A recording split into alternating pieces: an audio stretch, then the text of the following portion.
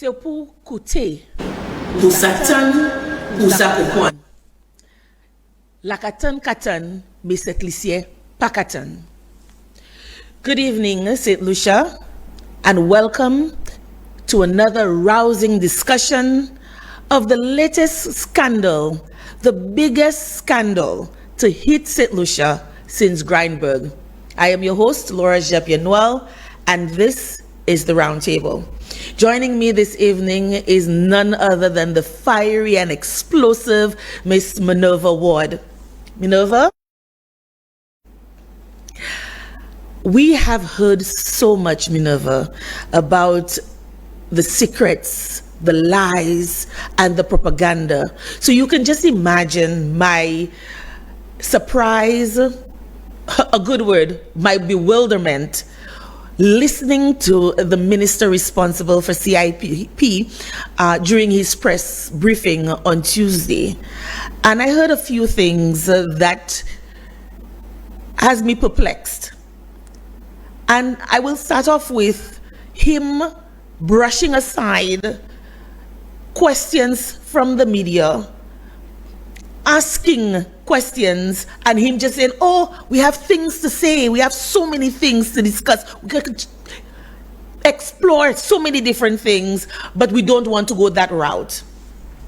My question, Minerva, is if your opponent is attacking you and they're saying you're doing things that are fraudulent, you're breaking the law in effect, and you have evidence that they're the ones breaking the law, why would you protect them against the citizens of this country whom you have been elected to represent?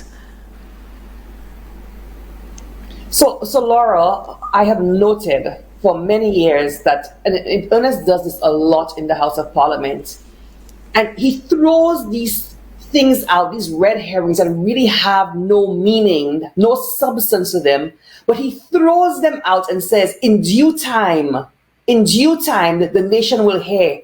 Or we're not gonna put this out. He does this to suggest that he has some information about some impropriety by the former government, but he's not gonna put it out, but he's just throwing enough out there to bait the population into believing there's an issue without providing any form of substance of what he's saying.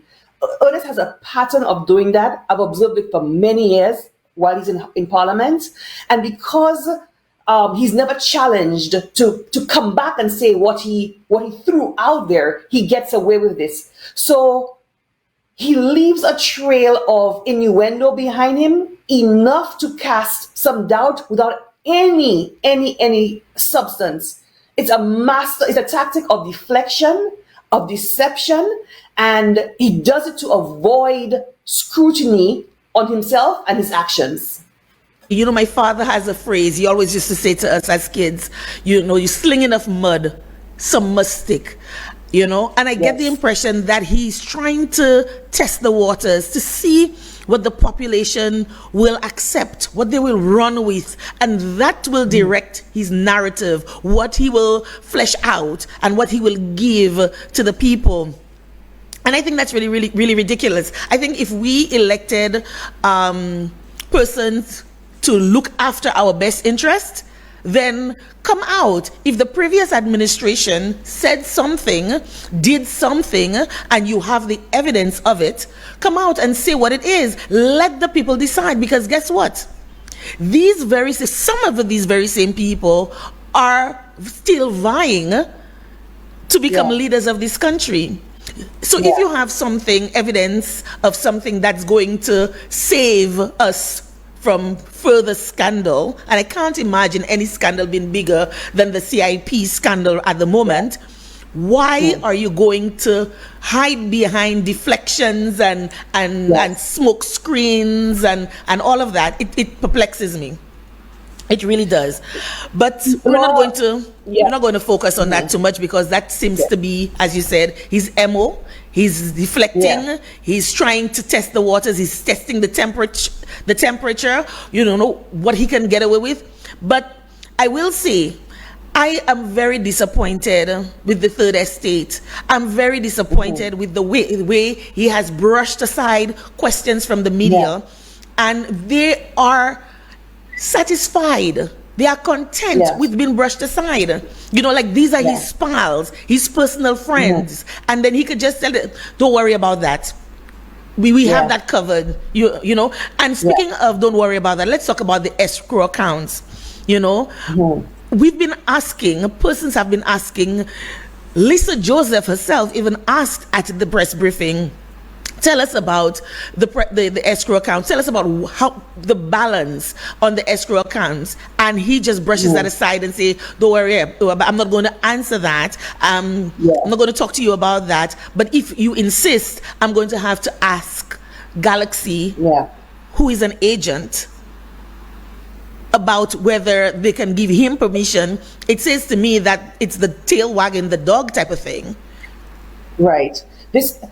So I just wanted to go back a little bit, if you don't mind, Laura, and to say what my interest in this is, which will lead me into answering your question or commenting on what you just said.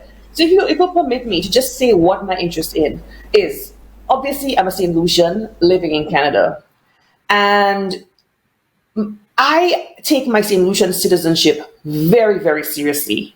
In the words of our national anthem, wheresoever you may roam, love, oh love, our island home. I am one of thousands of St. Lucians all across the world that are very much interested in what is happening in our country, in the outcomes, in the politics, in the socioeconomics of our country. Laura, I am here because I'm very concerned with how our CIP program is being managed or mismanaged. So I have said, and I will continue to say, as a St. Lucian, an ordinary St. Lucian, that I don't think any of us are terribly in love with the CIP program. We see it as an economic driver. We see it as something that provides opportunities for revenue to come into the country. We wish that there were other alternatives. We wish, like I have said before, we had oil, we had other natural resources. We wish that they were we had greater alternatives to economic development. But CIP is one of them.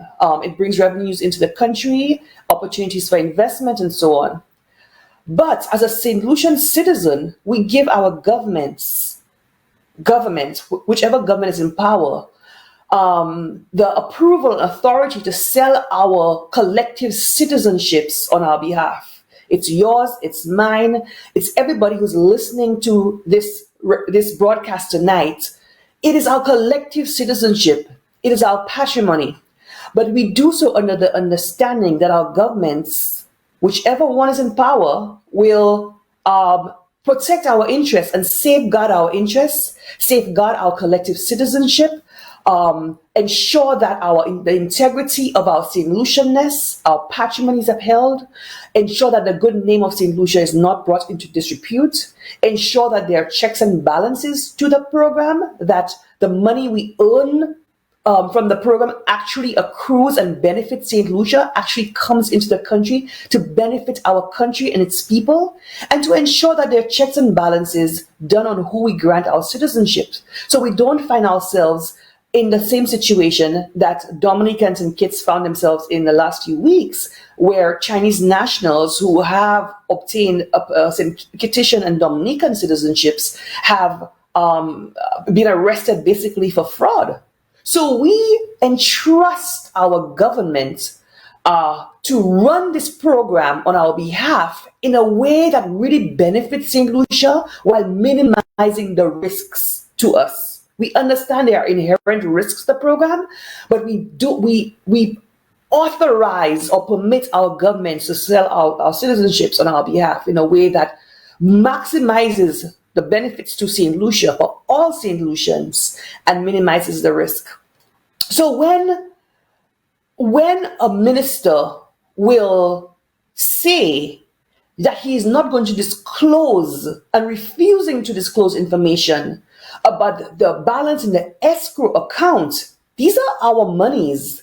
These are our monies. This is not a private entity or private corporation setting up business in St. Lucia and their bank account is their business. This is the sale of our passports, our citizenships. He also, Ernest Hilaire, masterfully and deceitfully omitted in his in his address to the nation, omitted to tell St. Lucians how many passports or how many files had been allocated. He said the number that were processed already, but he deceitfully omitted how many files were allocated to Caribbean Galaxy and the infrastructure program.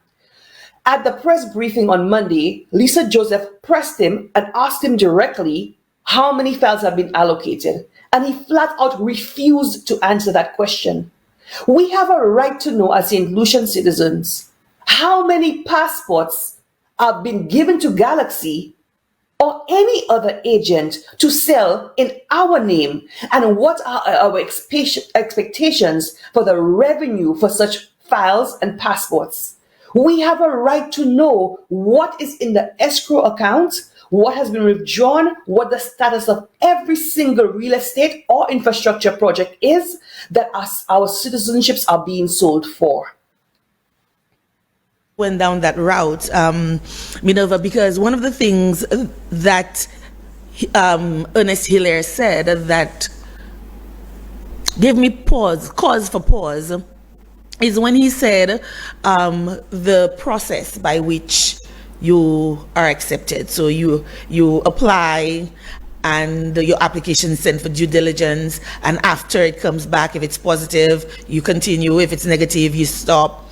And if it's positive, then you make you pay your administrative fee and your due diligence fee, and then whatever project it is that you are going to be investing in, you pay for it up front, right?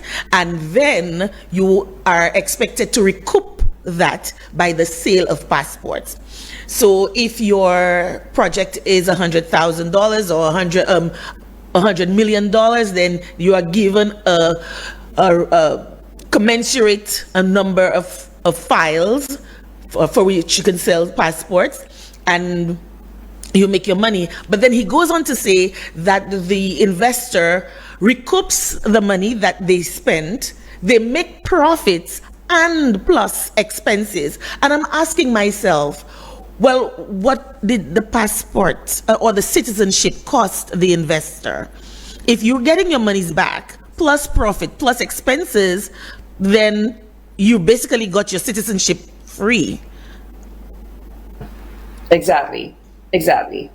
And the whole process, the way he explained this, so if I'm understanding what he's saying that the investor basically bears the cost of the project. So they pay for, let's say it's a stretch of highway that they're doing. They pay for the cost of it, and the sale of the passports reimburse them their profits plus whatever fees.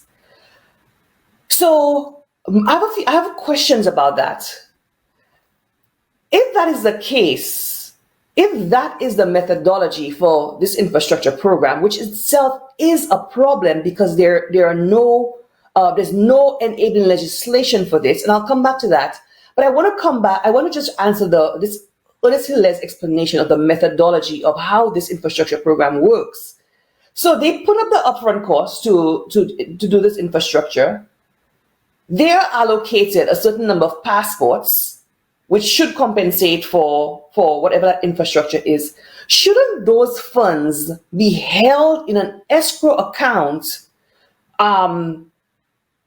which they should not have access to unless they have completed the project, which according to him, they are investing their money in? Shouldn't those funds for the sale of those passports be in an escrow account controlled by St. Lucia, whether it's held in Hong Kong or China, but it's an escrow account with the oversight of the CIP board?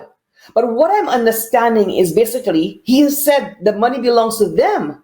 So I do Because he not get keeps the impression saying that it's their money. He keeps saying that Yes. it's their money, it's their Yeah. money. And I'm thinking, Yeah. so how do we know how much money the investor actually makes? We know how much Exactly. he spends, but how much Yeah. is he recouping? Yeah. From the sale of the And that- passports, because he refuses to say how many Yeah. allotments, what Yeah. number of files or shares has been allotted or allocated to the investor. And this is the only way we can have transparency. And remember, this is the same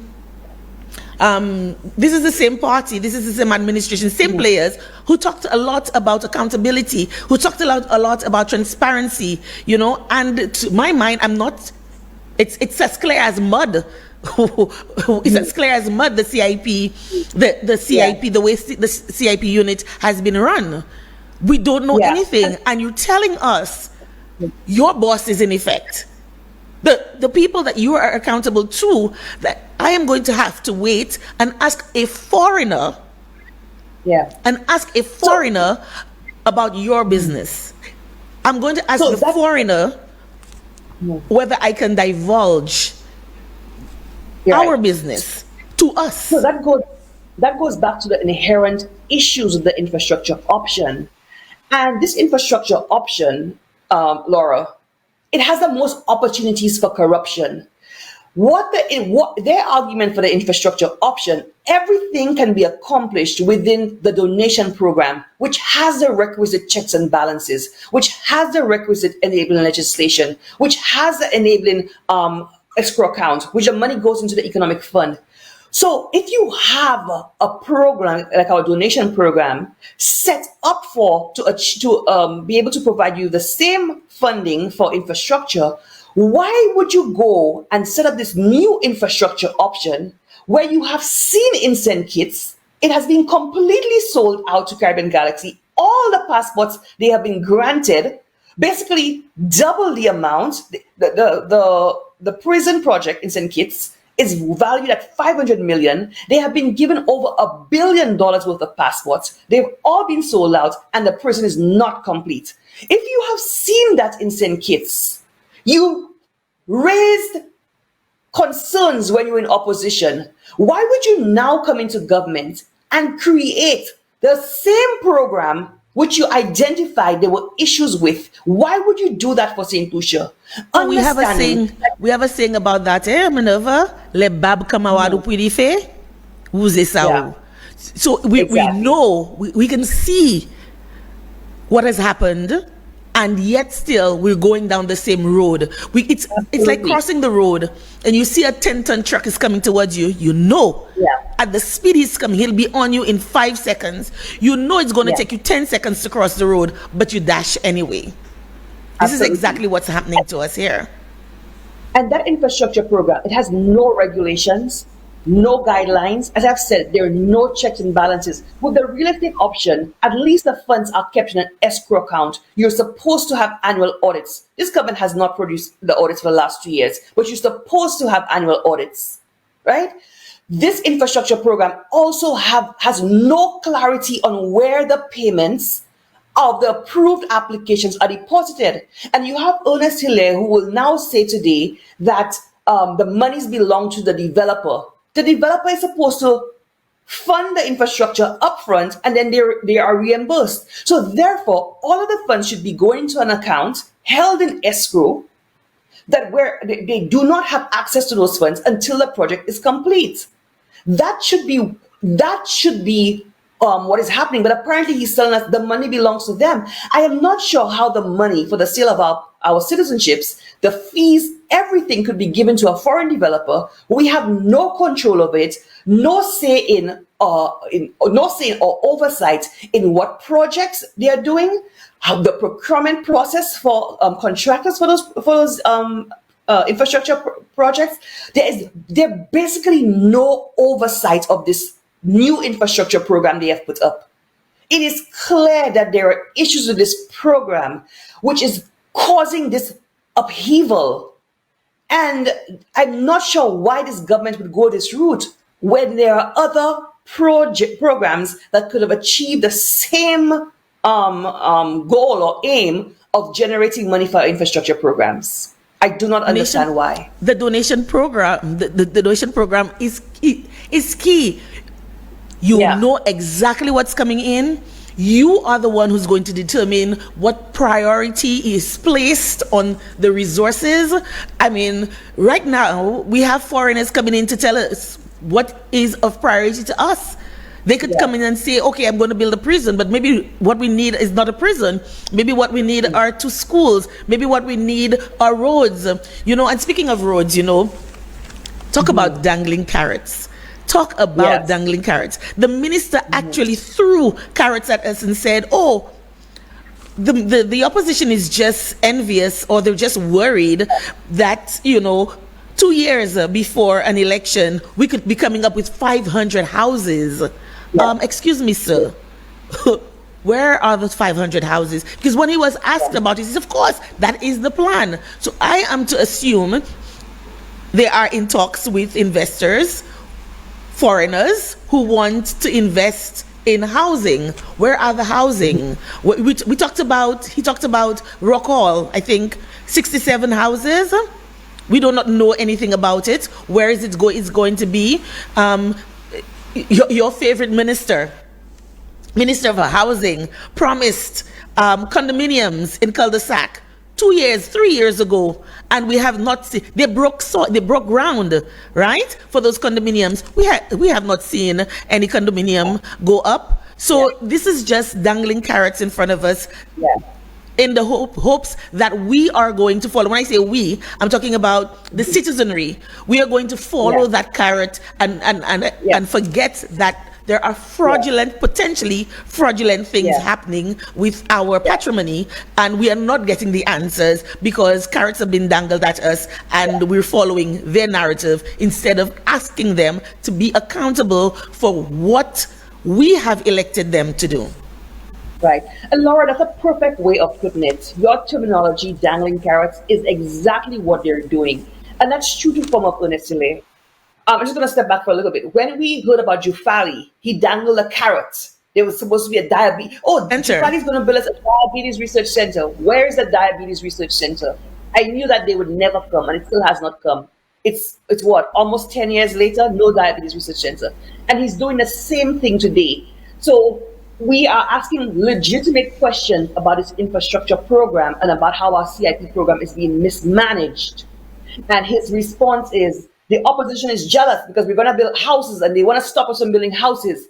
You can build houses under the donation program and have the due diligence, the checks and balances, where the majority of the money, less the fees and so on, come to St. Lucia. The program you have created for this is a vehicle for corruption, a vehicle for leakage or seepage of our funds beyond what we can see. There, it is too open. The money does not come to St. Lucia. So I shouldn't say that money doesn't come to St. Lucia. By and large, a huge percentage does not come to St. Lucia. And the issue here is that the issue with this program and what Ernest's response is housing. By saying that, he does not readdress or answer the issues and the questions and the problems we have flagged about this program. So it's just like in other, and I'm not going to call any country's name because obviously they're part of our OECS sisterhood, but we have seen, and I'm sure everybody who's listening tonight know which country I'm speaking about. Yes, the country has benefited from a lot of the infrastructure programs and projects that CIP money has brought in, but there's also been alleged significant corruption of the program where a lot of that money never gets to benefit the people of that country. And this program it has the ability to do the same, where yes, St. Lucians may benefit from a few little houses here, but the majority of that money never sees the light of day in St. Lucia. So we will go back to the same question. Where is that money going? Where are the funds for that infrastructure program? Yes. And Ernest's response about dangling this carrot of housing, what it does is deflect from the issues and the problems that we are raising in the infrastructure program for our CIP. We're due for a break, but while we're on break, I would like our viewers to ask the question: WTF? Where's the funds? But more importantly, I would like you to remember that two things can be true at once. Yes, you can be concerned about housing, and we can be happy that our government, which is their mandate to provide suitable, affordable housing for its population, for its citizenry, whilst they're doing that, they needed to tell us, WTF, where's the fund? Why is it that our CIP unit is being hauled before the courts in the US? A RICO lawsuit has been filed, and our CIP unit's CEO, and I'm not sure yet if our minister has already been upgraded to being a co-defendant, but at the very least, he's a co-conspirator.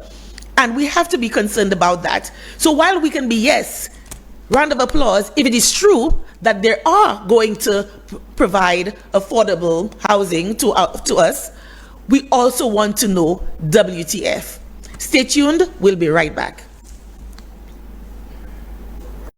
Do we have a government in place that cannot manage the country sufficiently that if you're trying to build a house, that if you are trying to set up a business that require a water connection, it means that you can't be connected? What are you supposed to do with your plans? And this is the state that our water infrastructure has actually reached in the country. So Bradley is absolutely right when he said that, look, this is not just basic, this is absolutely essential. And WASCO making this announcement, the government must really do something urgently. And this is one of the most important and crucial initiatives that they could undertake to ensure that a critical component of our infrastructure is dealt with. And that's why village tourism came into play, not just from a physical infrastructural perspective, but a component that seems to be missing here is the incubator. Is that when persons want to open up a small property, that they have to apply to become a member of Village Tourism Incorporated. And Village Tourism Incorporated will hold their hand in getting the incentives. Village Tourism will provide them with the accounting software. Village Tourism will provide them with the marketing platform, the internet platform. Village Tourism will provide them with the training. So if I am part of a Hilton brand as an example, we get access globally to training. Sandoz has become an international brand itself. It is constantly training. A small property of 2 beds is never going to be able to afford to do that by themselves. So how do we bring those services so we can lift them up? There's no point in saying the standard is up here, because we know that that's where it needs to be internationally. They can't do it by themselves. Welcome back to the round table. Welcome back to the round table. Joining me is Minerva Ward from Canada, a St. Lucian living out there in the diaspora, who I must say, sometimes I think she's even more concerned about us living in St. Lucia than us who are living in St. Lucia. I mean, we seem to be so apathetic about what's going on. We don't seem to understand or grapple with the full import of this RICO case, which we have been implicated in. I mean, our Prime Minister has said point blank, he is not going to entertain any conversation about the lawsuit, the CIP scandal, as if it is just a rumor. To hear him speak, it's just talk, it's just a rumor. Minerva, try to explain to us, like, give us some understanding, because I mean, you're out there and I live here, and maybe people don't think that I understand, but what is your understanding of this RICO case and the importance of us removing all doubt or any tarnish that could land on us as a result of being named in that case? So, Laura, you made a point that I'm obviously out of St. Lucia and very much concerned about what's happening in my country. And I think that is the case of most St. Lucians living abroad. Laura, we have a very, very engaged diaspora. You see St. Lucians across the world on the talk shows, and all the shows, Newspin, all of them, very much aware of what's happening, reading the news, staying abreast, posting on social media. And Laura, I think sometimes when you are in a country or in a place, things become normalized. You become used to the deflection. You become used to a prime minister and people and the government saying, we're not answering, we're not accountable, we're not telling you this. But we live in countries across the world where these things do not happen. The principles and the institutions of democracy are upheld no matter which government is in power. With all the nonsense going on in the US, the institutions that uphold democracy and accountability to the citizens, they are in place. So when we see what is happening in St. Lucia, it gives us this bird's eye view to say, this is unacceptable. This is not and should never be normalized. When a prime minister can literally use an excuse of a RICO lawsuit that he assured St. Lucians that the government of St. Lucia is not named in, St. Lucia is not a party to, the CIP unit is not a party to, he assured us of those things, but yet he's using that lawsuit that St. Lucia is not named in to hide behind to say he's not going to answer any more questions on citizenship. That is unacceptable. That could never happen in a country like Canada, the US, UK, or most developing countries where we live, the major diaspora countries. For St. Lucia, that will never happen. You have to be accountable to the people. You have to be transparent. There are daily press briefings where you have to answer those questions. You cannot hide behind something and refuse to answer. The point is that, again, our St. Lucian citizenships are for sale, are entrusted to you. The opposition has been raising issues and concerns for over a year. So to say, I am not going to answer this RICO lawsuit, I'm not going to answer your question because there's RICO lawsuit, which we are not named in, St. Lucia's, the program is not named in, to say that we're not going to answer questions about it is a cop-out. It's a deflection. It's hiding behind this. It's refusing to be transparent to the citizens. It's refusing to be honest, refusing to operate with integrity. And this government came in on a platform. They rode high on their high horse of integrity and accountability and transparency, where we've shown that they are refusing to answer in so many different areas. So many, not just this. It's almost like they have their back up. And because they have a 15-2 majority, they believe that entitles them to not respond to the concerns and questions of St. Lucians. Well, a year ago... Go ahead. Go ahead, Laura. No, I was saying that earlier you said, you mentioned our passports and our ability to be able to, like, we have a huge diasporan community in Canada, in the US, in the UK. And the leader of opposition is noted for saying that our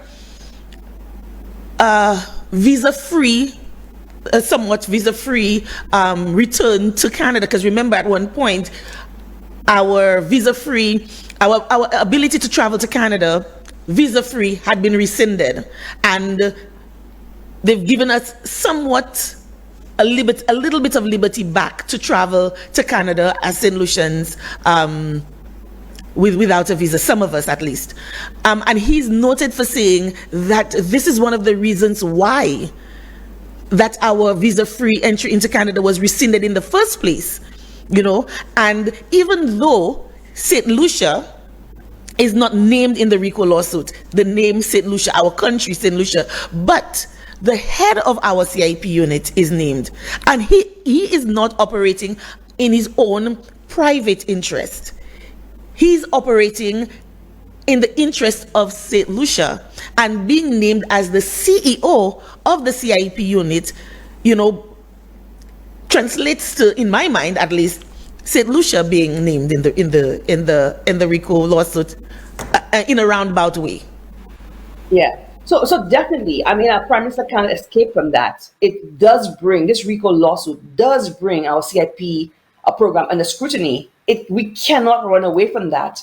And the claimant is basically saying the same issues that have risen with how Caribbean Galaxy is allowed to operate in St. Kitts is what's happening in St. Lucia. So we cannot run away from that. It has brought scrutiny to our program.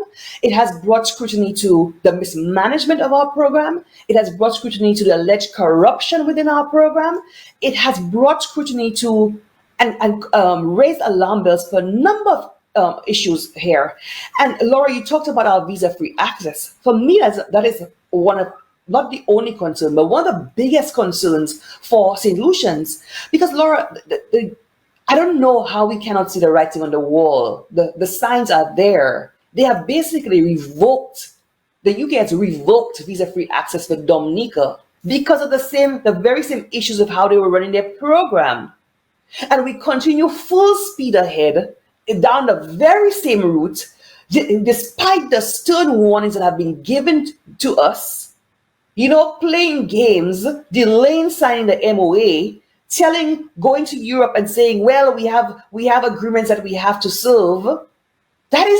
You are literally putting the country's border security, their homeland security at risk by our reckless behavior. They are warning us that we have given St. Lucians, the ability to enter our countries without a visa, but your program is putting our national security at risk. And we continue full speed ahead saying, well, we have agreements with Caribbean Galaxy. We want to sell it at this price. We want to grandfather this in. We're going ahead. We're rushing ahead to process as many applications as possible before the window closes. It's unacceptable.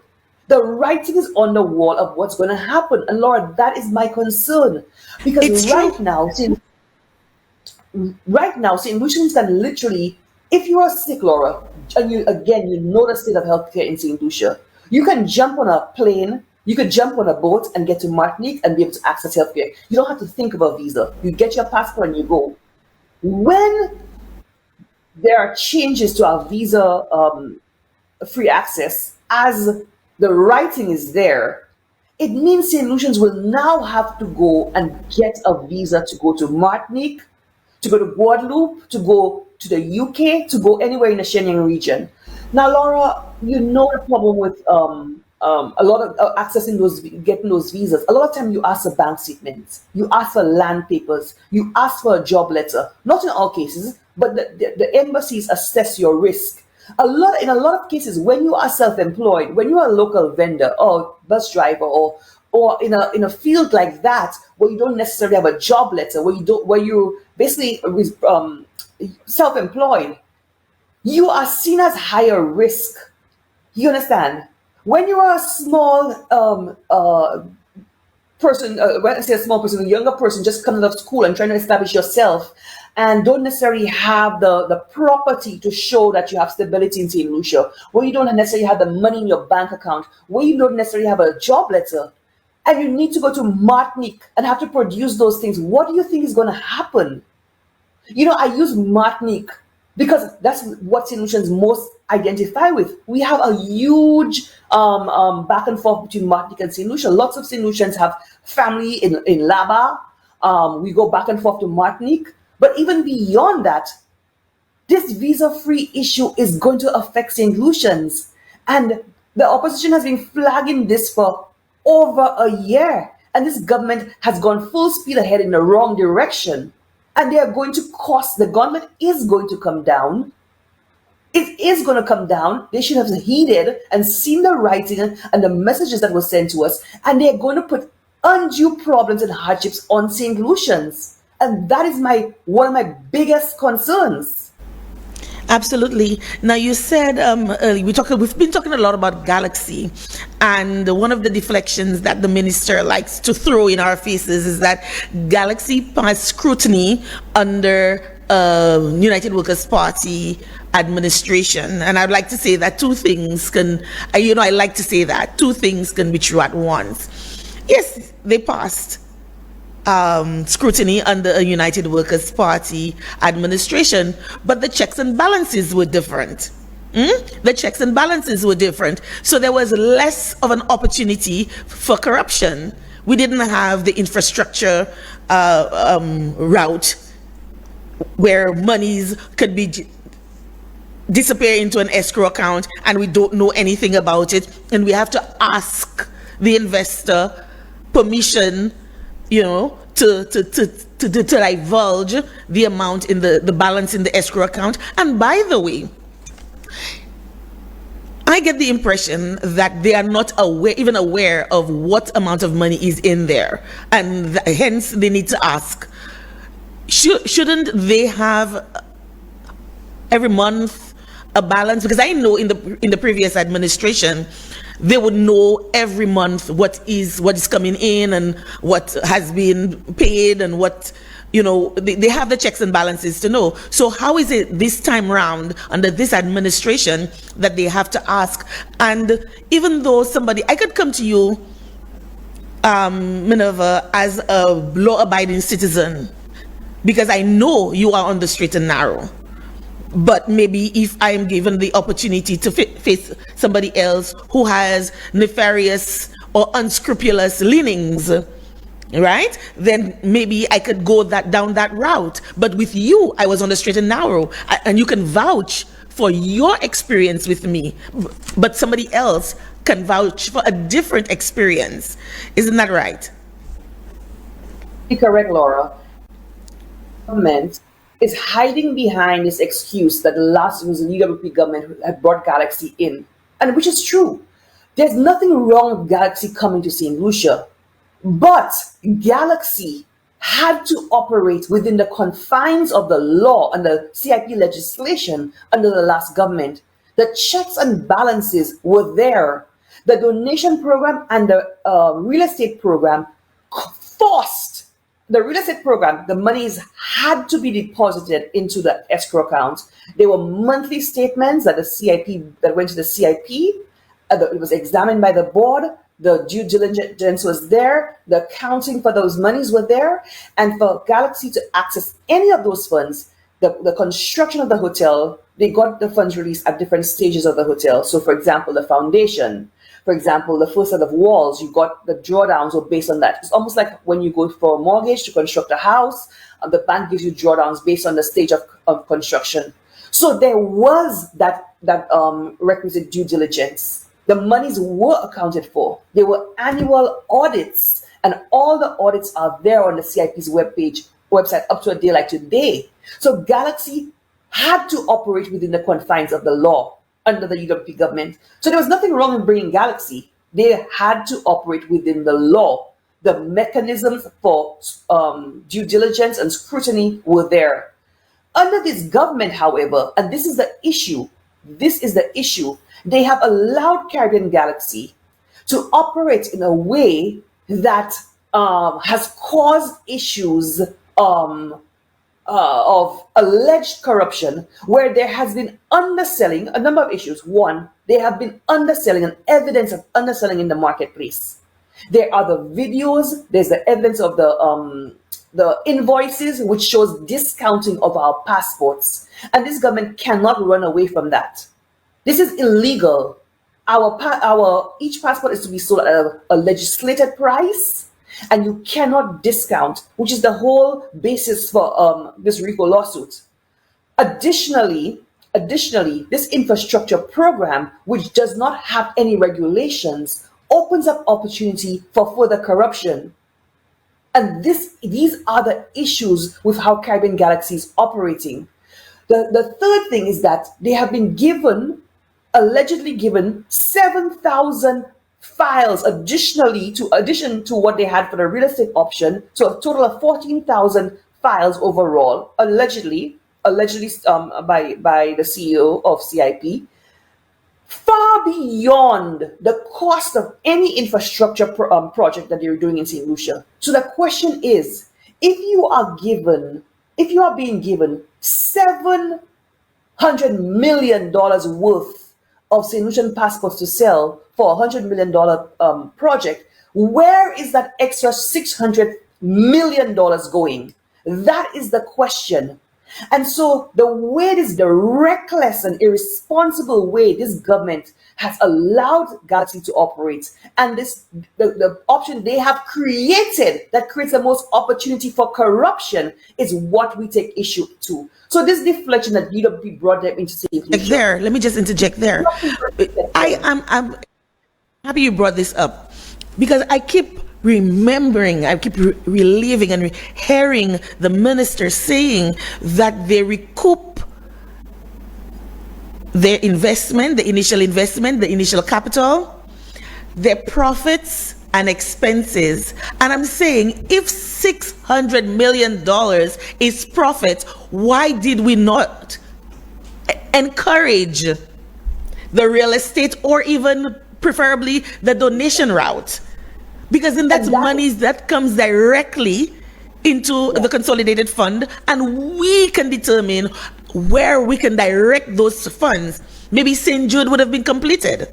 And we wouldn't have to go into borrowing exorbitant amounts of monies and putting onerous taxes on the backs of the poor people of St. Lucia. Remember, there's a 2.5 health and security levy that was placed on our backs, only to find out that it was a prerequisite to lend the monies from the Saudis to purportedly build St. Jude, the old St. Jude. And I'm thinking, if a foreigner can make that kind of money using our patrimony, why can't we do it for ourselves? And I keep hearing friends, family, and foreigners. So again, the secret deals to benefit our friends and family, the lies to cover those secret deals, and the propaganda using foreigners to keep those secrets and lies alive. So Laura, and so that is exactly what the opposition, I understand the opposition to be saying, that if you have a $100 million project, why would you give this company $700 million worth of passports to sell? Where is the other $600 million going? Why not run that through the donations program and achieve the same housing you talk about and more, so that you now have $700,000 less profit, less the fees, but you have at least 500 million or 400 million to build those same houses rather than 100 million. The math is not mathing. We ask WTF, we ask where's our money. The math is not mathing on this infrastructure program. There is too much leakage of our funds into the hands of a developer, a foreign developer, when that money could be used exactly like you're saying, Laura, for other projects, so that this government would not have to impose an additional 2.5% tax on the backs of St. Lucians on top of exceptionally high inflation, that we would not have to borrow $201 million to finish St. Jude's, because the money would be there through the sale of our CIP, through the donations program, that the money would be there to repair our schools, the money would be there to give civil servants a raise, the money would be there to do our roads. We have given this company $1.4 billion worth of passports to sell on our behalf, and yet we have not seen that on the landscape of St. Lucia. This government, if you've given a company to sell $1.4 billion worth of your passports, there should not be a need to add this 2.5% health and safety levy. St. Jude's, we should not be borrowing for St. Jude's. Our roads should not be in this state of disrepair. Our schools should not be in a state of disrepair. There should be money for housing. There should be money to do things into the country. But we're not seeing this money because the majority of it is going out of the country to Galaxy, to its agents, to the local preferred agents, a handful of you talk about friends, family, and foreigners. What about friends, family, and comrades? What about foreigners? What about a handful of comrades who are benefiting? And Laura, this is what I take issue with. This money is supposed to be benefiting St. Lucians all across the spectrum: education, housing, healthcare, infrastructure, roads, everything. But only a handful of St. Lucians, only the comrades and the foreign agents are benefiting from the sale of our passports. I think it's only, one second, Laura, only the foreign agents and a handful of comrade agents are benefiting from the way these guys are operating our program.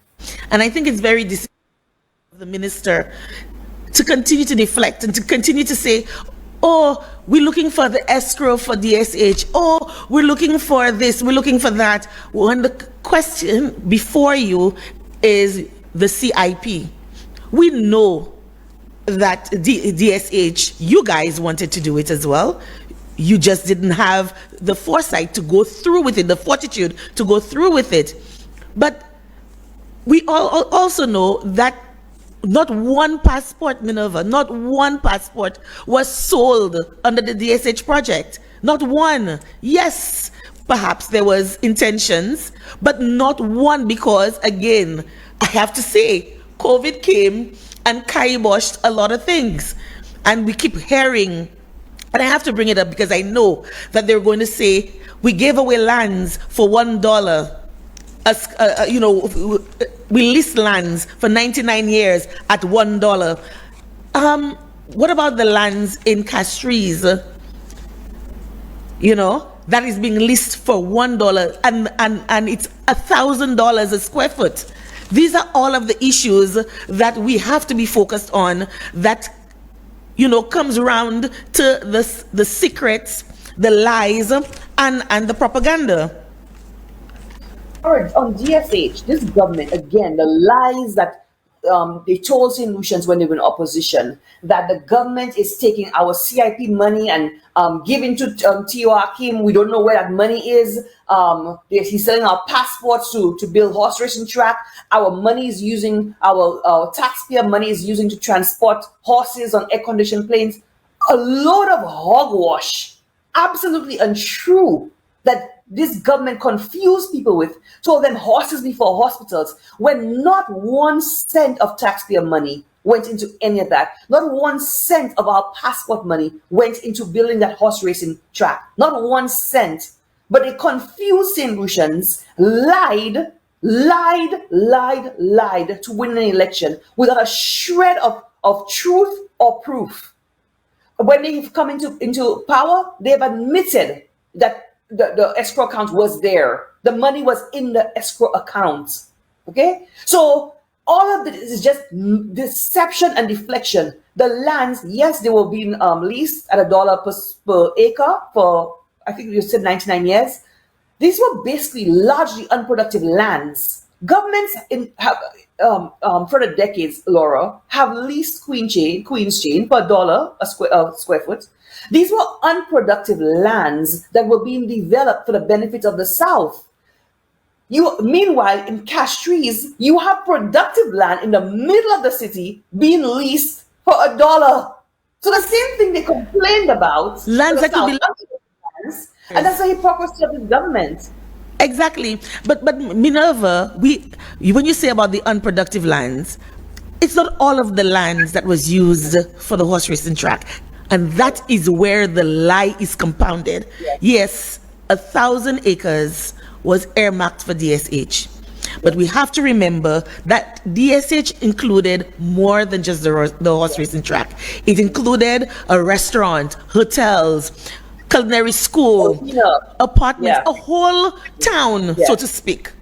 Right? But only 300 acres out of that 1,000. It's not even the vast majority. 300 acres out of that 1,000 acres was leased to T.O. Hakim to build the horse racing track, which he used his own funds to build. Yeah, absolutely. Passport was sold.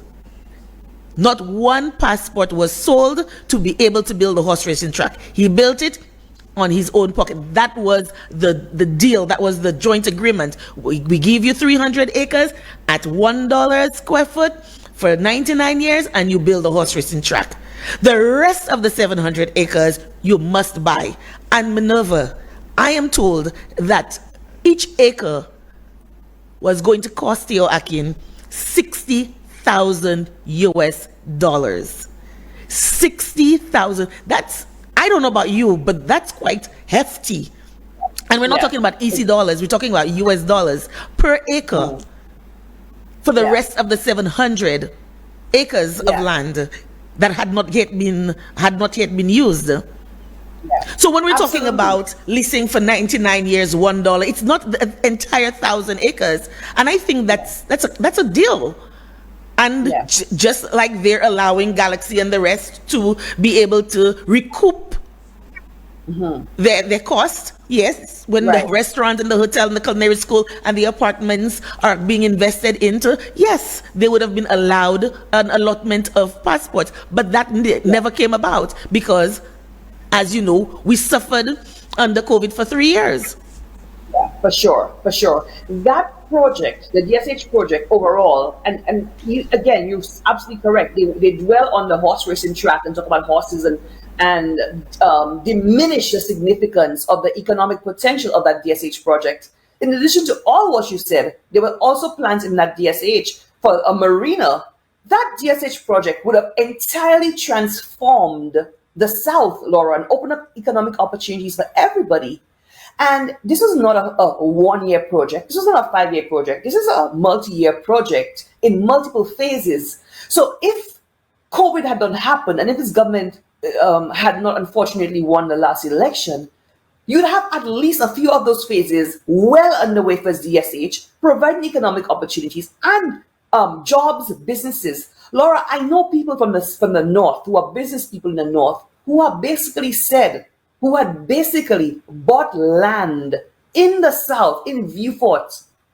Somebody said to me, if what Chasney, somebody's non-political, if what Alan Chasney is working on for the south takes off and happens, and these plans for DSH really materialize, the south is going to be huge. They were buying a property. People living in the north, who are business people who are invested in the north, they were looking towards Vieux Fort and seeing the potential and seeing the opportunity of what is happening there and trying to look for the opportunities to capitalize on these as local investors and local entrepreneurs.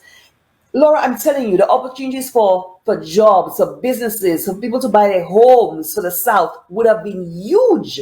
But they demonized this project so much and told so many lies. We know the truth that not a single passport, not a single cent of our taxpayers' money or our passports went into any of what has happened so far.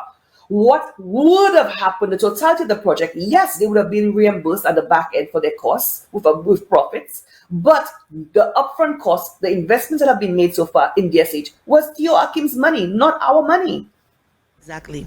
Now, you know, I chuckle when I think about how they ridiculed Alan Chasney when he named or he called the DSH project transforming Vieux Fort into the Pearl of the Caribbean. They ridiculed him, and they told Vieux Fortians and Southerners by and large that they wanted to change the name of Vieux Fort to the Pearl of the Caribbean. Couldn't it be worse? I mean, they now changed Vieux Fort into a crime zone.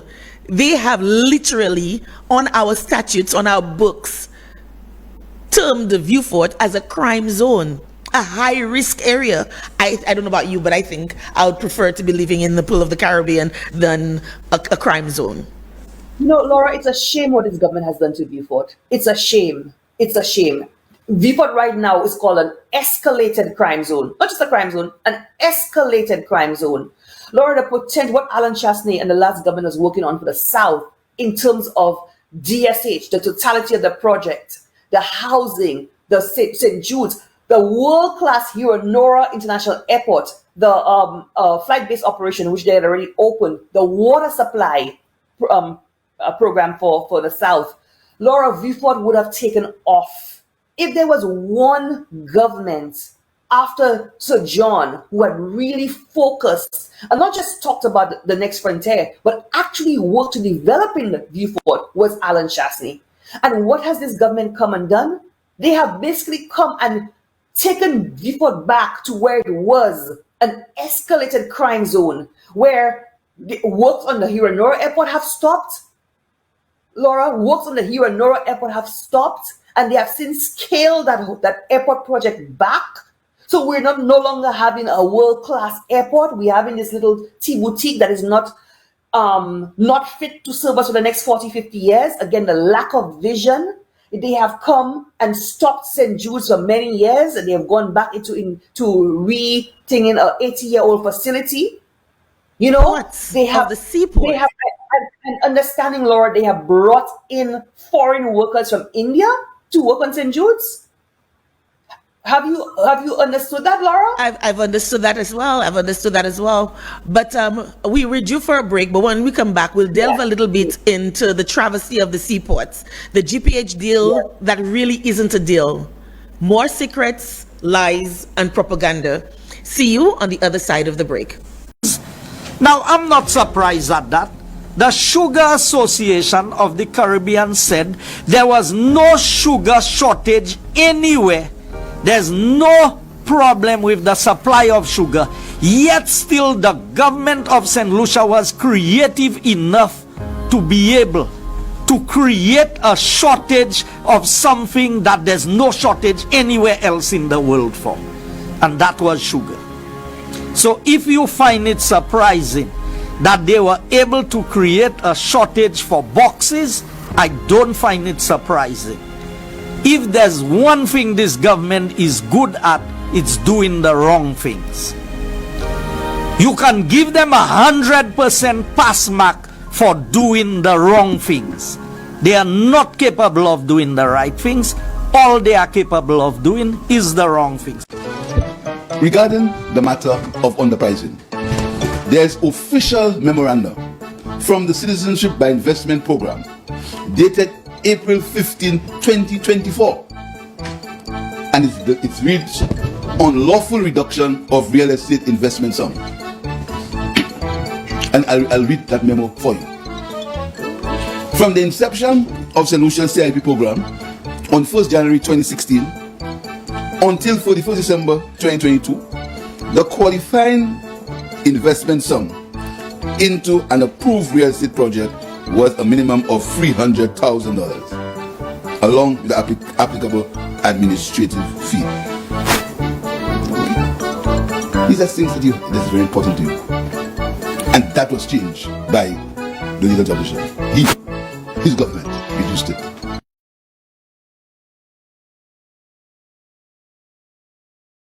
Welcome back to the round table. From the Pearl of the Caribbean to an escalated crime zone, Viewfort. Minerva, before we went on break, we touched a little bit on GPH and what the final nail that has been hammered in the coffin of Viewfort, because the support, I mean, there's so much plans for Viewfort, a seaport, airport, you know, it was supposed to be the Pearl of the Caribbean. All of that was kiboshed.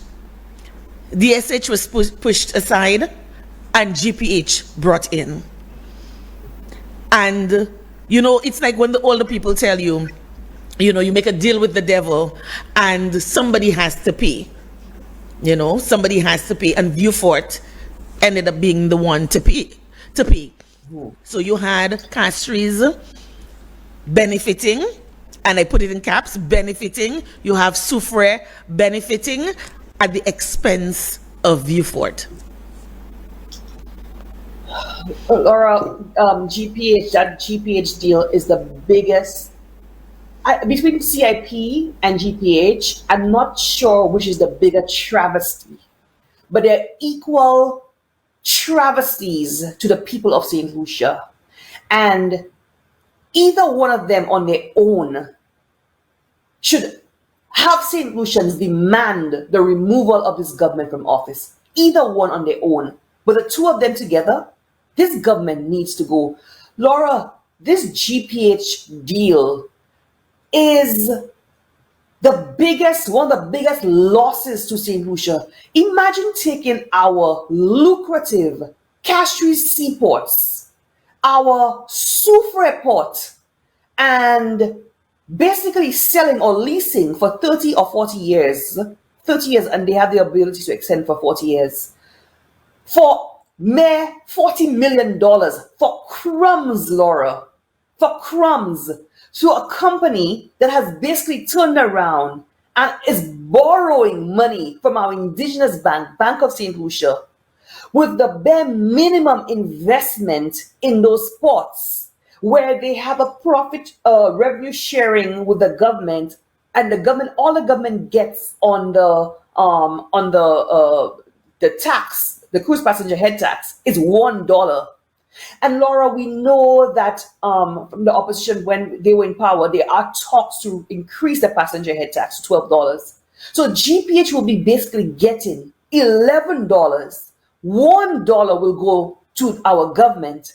They are doing the bare minimum on an already lucrative port and telling us that they're going to absorb $20 million of debt of SLASPA. $20 million. That is nothing. That is peanuts, Laura. Peanuts. So we're basically giving away our ports, giving away 40 years worth of passenger head tax on our ports. And the greatest travesty to the people of the South is that no port can be developed in Vieux Fort for those 40 years. That is the biggest slap in the face of Vieux Fortians. And I am not sure how the people of Vieux Fort North, Vieux Fort South, and Labrie continues to re-elect a Labour Party government that has not only shown us that they have done nothing for development, nothing in the 6 terms they have sat in those seats, but they have come in and made Vieux Fort an escalated crime zone, brought in, allegedly, my understanding, foreign workers. So instead of giving them the jobs at St. Jude's, they have brought in from abroad foreign workers, and they are now denied the people of Vieux Fort the opportunity for the next 40 years to have a cruise passenger port. When the last government was focused on developing the South as a home port for a cruise shipping home port, they have now denied the people of Vieux Fort that opportunity for real and meaningful development. And Laura, I want to just talk about what the significance of that home port means. For people who don't know, let me explain what it means. Laura, St. Lucia, first of all, is geographically best positioned in the center of the Caribbean archipelago, the Eastern Caribbean archipelago, for a home port. We are centrally located. Right now, there's a home port. Carnival has a home port in Barbados. The cruise ships basically have to go out. As you know, Barbados is a little bit out of the chain. They have to go out to be able to access Barbados. We are best placed for this home port. The last government, their plans was to build a world-class airport that would accommodate the flights coming in. Because GPH did approach the last government, and the last government said, sure, you could come in, but you have to build that home port in Vieux Fort. We're not giving you Port Castries. Port Castries does not need that investment. The South needs the investment.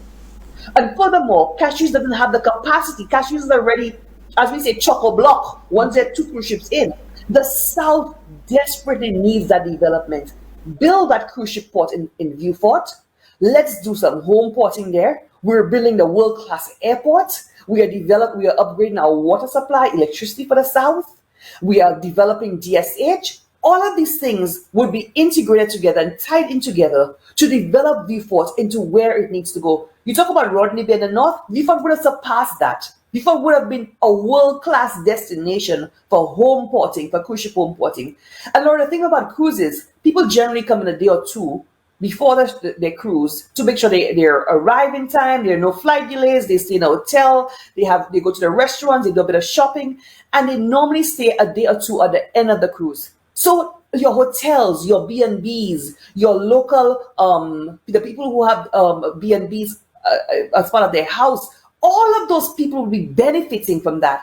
Not only that, once you have home porting, then you have hotels taking interest to say, oh, there's an opportunity here because people need accommodation before and after their cruise. So you have then hotels taking note and coming in, jobs for construction, right? Jobs, permanent jobs. Then you have spin-offs for fishers, for farmers, for crafts, for all of those other businesses, for taxi drivers.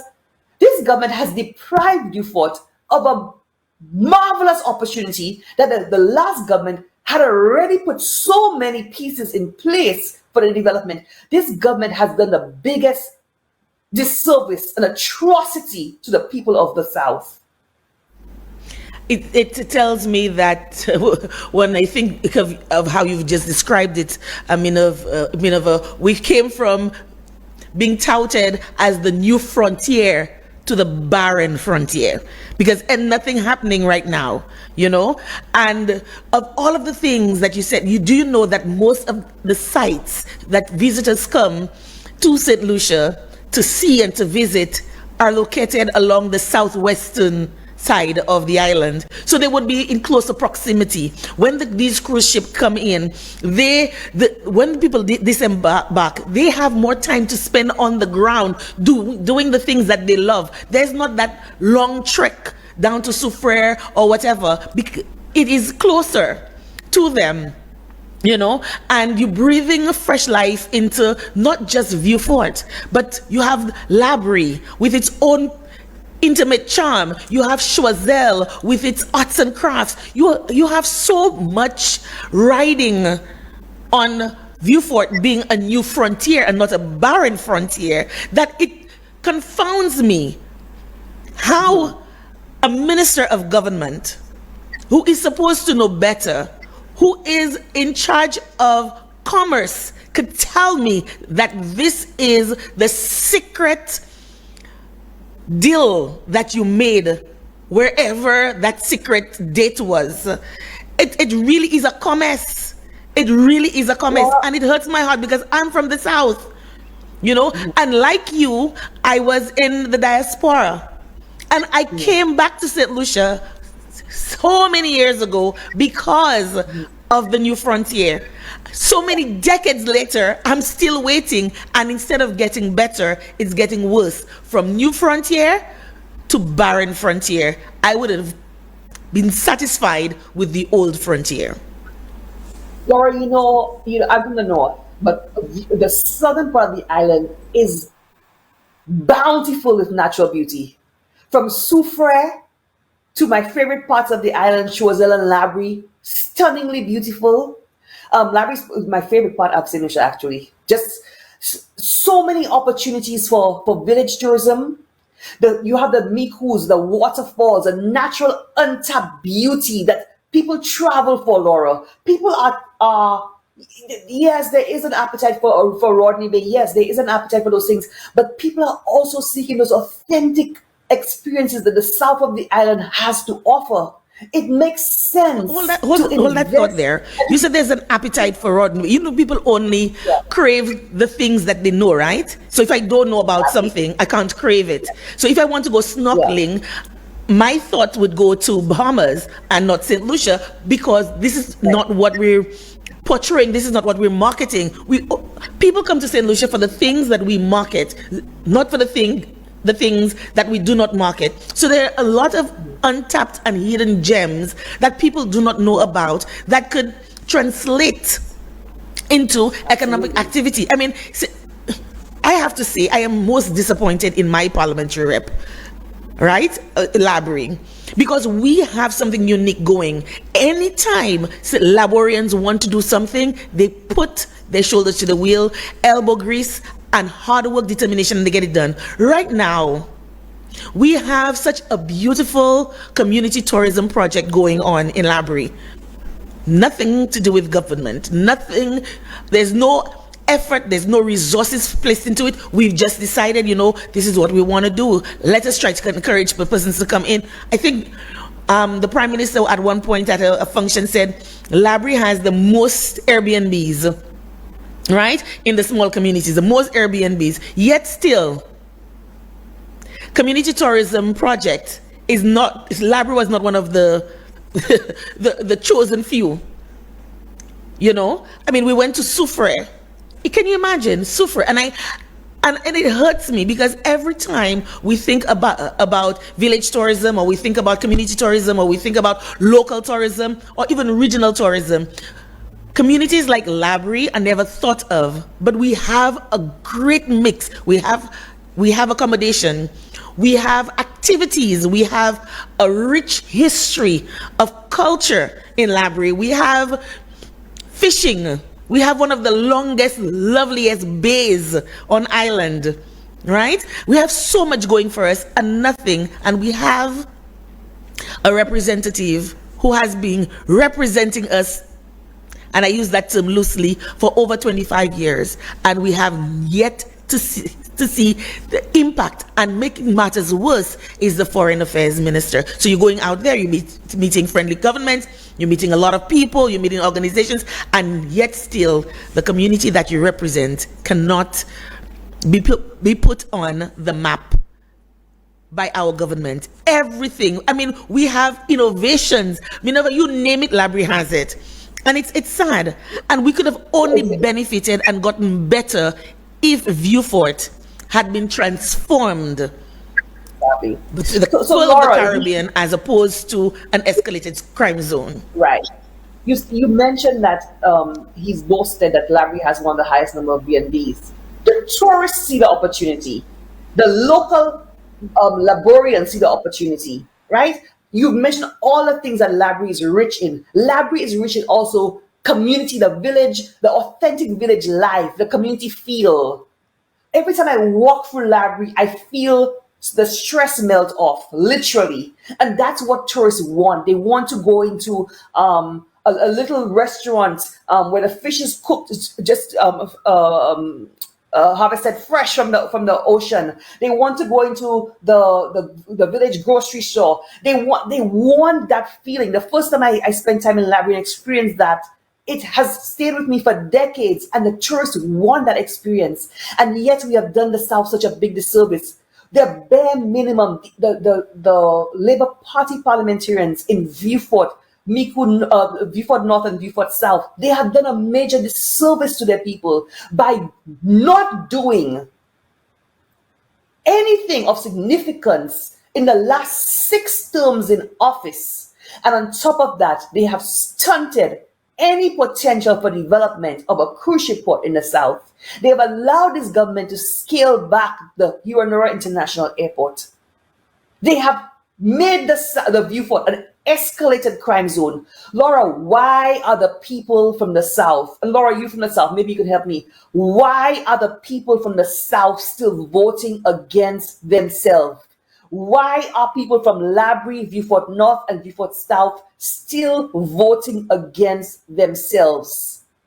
I have no idea, but I've made it my, I don't want to say my mission, because I don't want to sound like I'm a savior, some kind of heroine, but I think that we have to stand up and say enough is enough. We need a new vision. We need a new direction, because what is passing for leadership, direction, and vision in the South right now is not it. Hate it as we may, we still do have an international airport in whatever state that it is, and the closest hospital to that international airport is in such disarray. I wonder what is critical mass for St. Jude right now.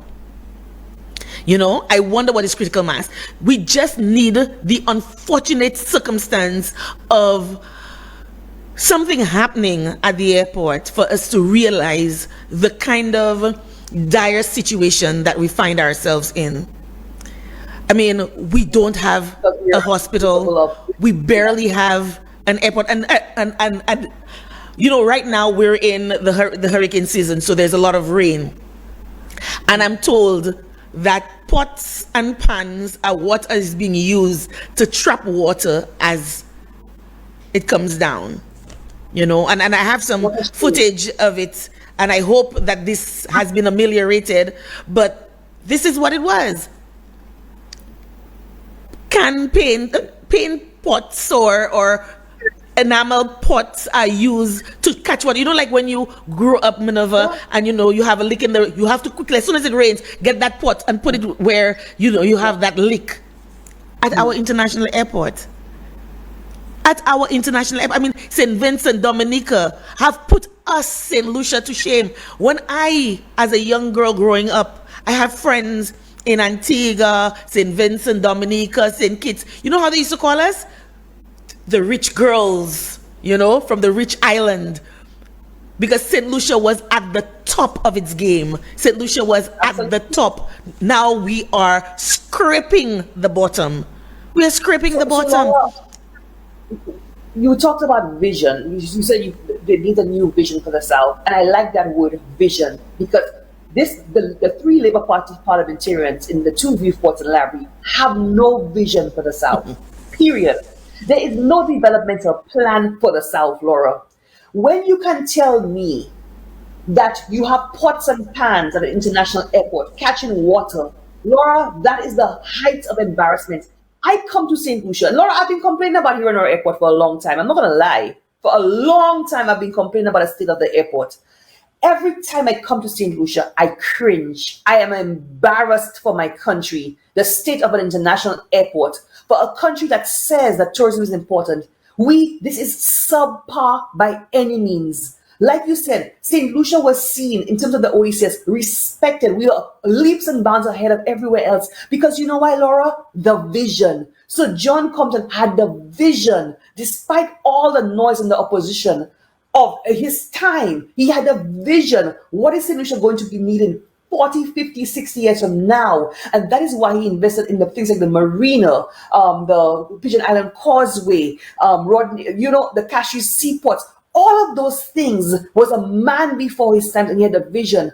Alan Chasney as well. So when he spoke about the vision for developing Viewport with the totality of DSH, a world-class airport, a St. Jude's Hospital, a world-class St. Jude's Hospital, with the older part transformed into a medical school. When he talked about the cruise ship home port for the South, when he talked about the opportunities of village tourism in the South and how all of these things could be integrated, that is what you call a vision. This government has no vision. When you tell me Philip Pierre can come in when the works have already started, the piling has already been done here in Aurora, and you've come in and you said you never knew an airport can be on 2 levels, and you have scaled here in Aurora back because you have such a T-boutique mentality that you have no 30 or 40 year vision, that you're only thinking today for today. Your vision, your tunnel vision like this, you're very myopic in your outlook. You have no long-term vision. You have no developmental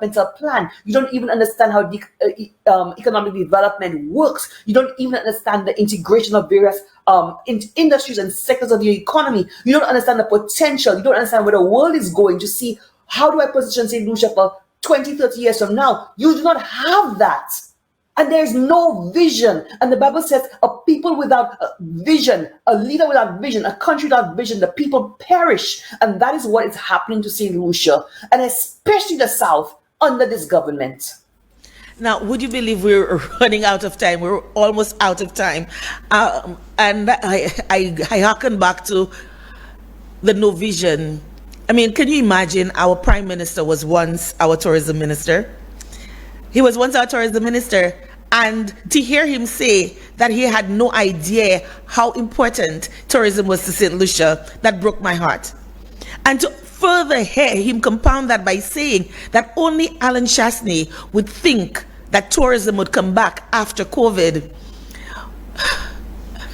I cannot express in words how that made me feel. And I'm looking, this is the man that we reposed our faith, our trust in to run this country. I wonder what it is, what madness took collective hold of us during COVID to have us collectively vote against ourselves. But we're running out of time. Minerva, your last words, your last thoughts, your last impressions, what you want to leave the listening and viewing public with. Laura, I'm here because I'm concerned. I am concerned about the rudderless direction my country is going. I am concerned that St. Lucia is like a ship on the ocean without leadership, without vision, without a plan. I am concerned that this government is refusing to be accountable to St. Lucians. And every time we hear they're not telling us, they're not talking to us, they're not answering questions, they had a secret date meeting, they're basically forgetting that they work for the people of St. Lucia. We pay their salaries, the citizens of St. Lucia. We pay their salaries. They work for us. But they have seen their 15-2 mandate have made them forget that they are servants of the people. And Laura, I am concerned about the mismanagement and the opportunities for corruption within our CIP program. I am concerned that the good name of St. Lucia has been diminished and ruined internationally. I am concerned for the people of St. Lucia who are likely to be affected by the imposition of visas to go to Martinique and other places within the Shenyang area and the UK. I am concerned about the state of infrastructure in St. Lucia. I am concerned about this government's deflection and their lies instead of answering questions. I am concerned about the state my country is in. I am concerned that instead of giving people real meaningful development, they are just flashing mirrors with parties here and feds and all of that. And all that is good. All that is good. People can enjoy themselves. But what is the development? What is the vision for development? What is the plan for development? I am concerned for my country, Laura. I am concerned. And because I have a view from away, just like a lot of people in the diaspora, and like you said, you were in the diaspora, you have this removed view, this bird's eye view, where you're not, things don't become normalized. You don't say, okay, man, well, that's just how it is, so let me accept it. No. It should not be accepted. It should not. And all St. Lucians at home and abroad should use every single channel they have, whether it be social media, the talk shows, one-on-one with their friends and family at home, to denounce what is happening in our country and to demand good governance, transparent, honest governance, visionary governance, and a solid developmental plan for St. Lucia. Thank you so very much. I couldn't say it any better. St. Lucians, I want you to remember a few words, a few names rather. Frenwell, Greinberg, GPH, CIP. Secrets, lies, propaganda. Every time we have an SLP administration, there is always a scandal of magnanimous proportions. Minerva, I want to thank you so much for being our guest this evening on the roundtable, which ended up being more a tete-a-tete, and it was a pleasure discussing and dissecting all of those secrets, lies, and propaganda with you. I hope we get a chance to do it again sometime soon. Sometimes, it's better we keep the men out and let us ladies deal with things. It's been a pleasure. Thank you so much for joining me. Thank you for having me, Laura. Anytime. St. Lucia, this has been another episode of The Roundtable. I have been your host, Laura Japie-Noel. Until next time, be safe and be aware of the secrets, lies, and propaganda. Until next time, adieu.